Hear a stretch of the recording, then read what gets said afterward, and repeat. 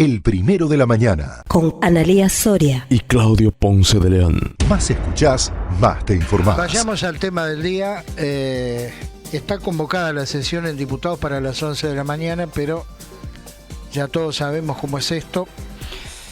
Alberto Asef, ¿cómo le va? El gusto de escucharlo nuevamente. ¿Cómo le va? Buen día, gracias por llamar. Bueno, ¿cómo ve el poroteo? Entiendo que puede ser muy factible que se consiga un tercio de la Cámara y con ello se pueda rechazar la posibilidad de que la insistencia voltee el veto, es decir, que se confirme el veto a la ley que sancionó el Congreso. Igual que pasó con el régimen de financiamiento y aumento para el sistema previsional, porque hay también una cuestión que ha incidido muchísimo, y es primero la politización de la protesta, notoria, evidente, con la presencia de dirigentes de la izquierda, del kirchnerismo y otros sectores, y fundamentalmente la agitación que la izquierda, cuando tiene una oportunidad, realiza en las facultades, como las emblemáticas facultades de Filosofía y de Psicología de la Universidad de Buenos Aires, que siempre han sido la avanzada del trotskismo en la universidad, y son las que salen a la calle a hacer toda digamos, el circo de las clases públicas, de las facultades tomadas. Todo eso la gente lo rechaza. Y hay una cosa de fondo, Ponce de León, que me parece que no se puede ocultar. Una cosa es financiar la educación superior, y habría que hablar de toda la educación pública, desde las salas de 3 hasta la universitaria, que está en algunos ciclos de esa enseñanza está en ruinas, como el caso de la enseñanza secundaria, con una deserción récord, con un aprendizaje muy deficiente en cuestiones básicas como matemáticas, comprensión de textos, etcétera. Pero fundamentalmente hay muchas formas de financiar, de reforzar el financiamiento de las universidades. Por ejemplo, por ejemplo, la Universidad de Buenos Aires, y no solamente la de Buenos Aires, la del Chaco, a mí me consta porque yo visité los laboratorios y los científicos que están trabajando, me explicaban que hay muchos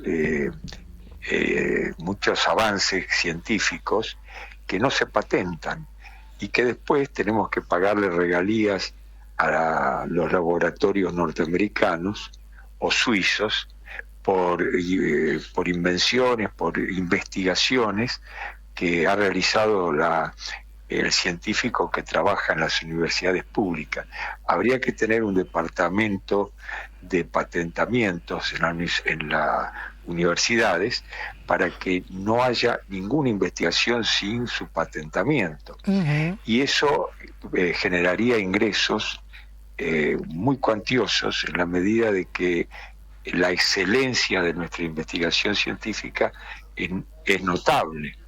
Bien, ¿y esto puede suceder por desconocimiento, desorganización, o hay alguna mano negra que ocasiona que no se patenten las cosas? Yo creo que hay todo lo que usted dice, hay una combinación de desconocimiento, una combinación de mano negra, una combinación de desidia, que es parte del país suborganizado que somos, es decir, lo que usted llama muy bien desorganización.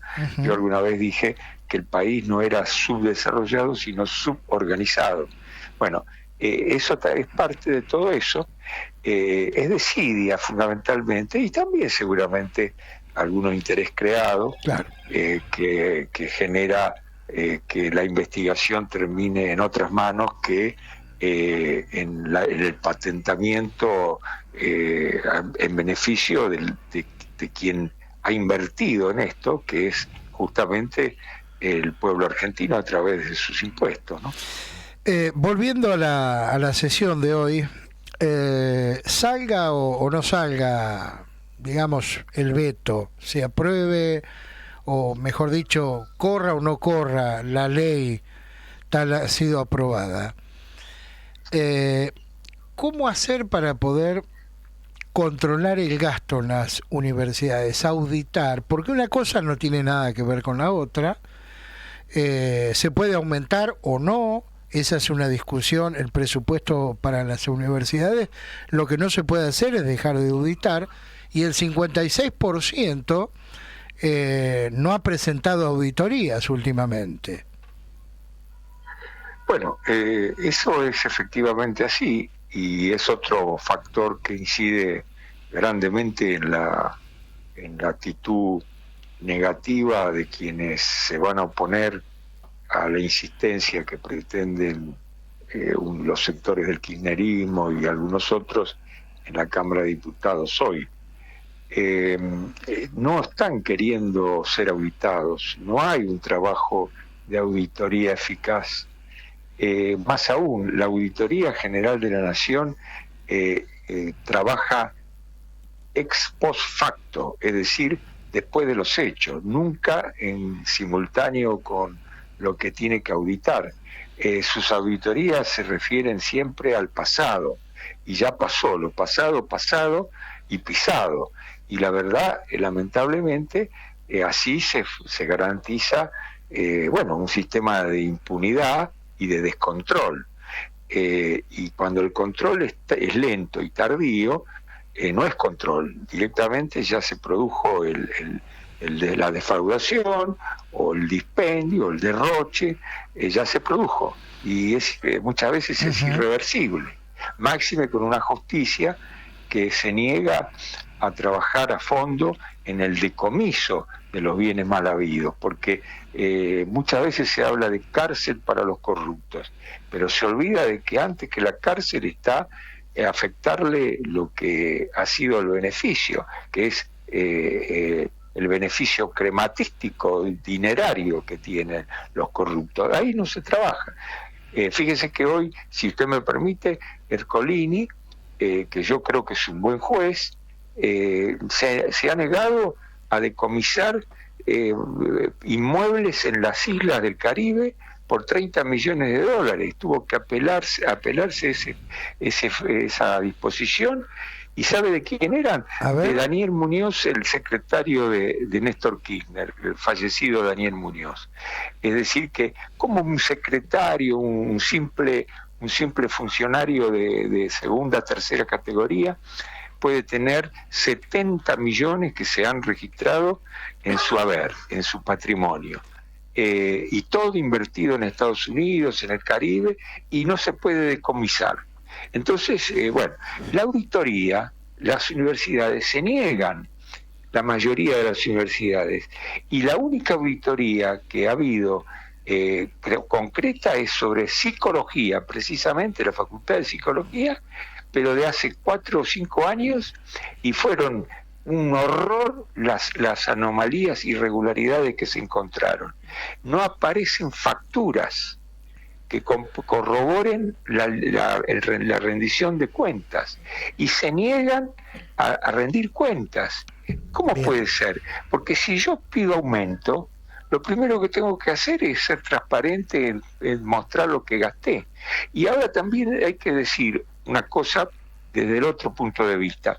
El gobierno, que tiene tanta capacidad comunicacional, no ha comunicado demasiado bien toda esta situación. Hay mucha confusión en la gente y se confunde que esto es por la educación pública. No, señor, la educación pública está en ruinas en nombre de la educación pública. Entonces, ¿de qué hablamos? 2 preguntas finales, breves, por cierto. La primera, hoy puede haber número para que el presidente defienda su veto, pero la cosa está muy finita hasta ahora, digamos, no hay nada garantizado. Sí, está finita, sí, por supuesto Bien. que está finita. Bien, la última.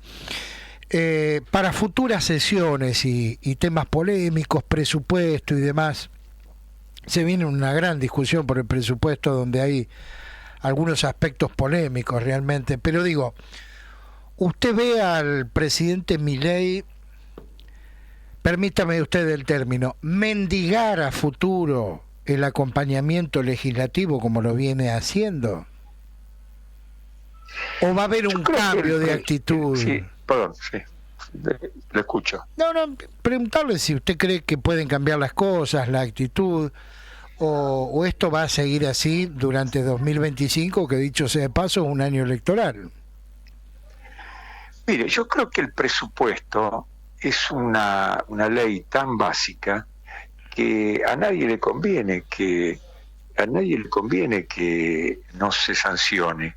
Y al contrario, el gobierno, si no le sancionan el presupuesto, tiene más facultades discrecionales para mover y disponer partidas. Bueno, pero le recuerdo que hubo un diálogo ahí, se dice que hubo un diálogo en su momento entre Massa y Milei para que no se haga el presupuesto de este año, ¿no? Claro, exactamente, algo de eso se habla y es evidente que Massa no se incomodó para nada siendo el superministro de Economía por la falta de presupuesto, al contrario, se manejó con la discrecionalidad que ya conocemos y con una emisión monetaria récord mundial, que bueno, la estamos pagando todos los argentinos en pobreza, inflación, etcétera. Pero yo creo que el presupuesto va a salir, fíjese lo que le digo. Y lo que pasa es que hay una puja, como siempre, y lógica, por los recursos, pero fundamentalmente tenemos que hablar de lo que hablábamos recién. Es decir, está bien que haya recursos para la obra pública en las provincias, etcétera, pero tiene que haber más control. Correcto. Y ese es el problema. Estamos dialogando con Alberto Asef. Asef, muy amable y buena jornada, ¿eh? Bueno, muchas gracias, buen día. Que siga usted muy bien. Bien, nos vamos a ir a las noticias a ver si está todo bien. Después quiero hacer quiero agregar un granito de arena en un punto en particular. El primero de la mañana. 100% periodismo.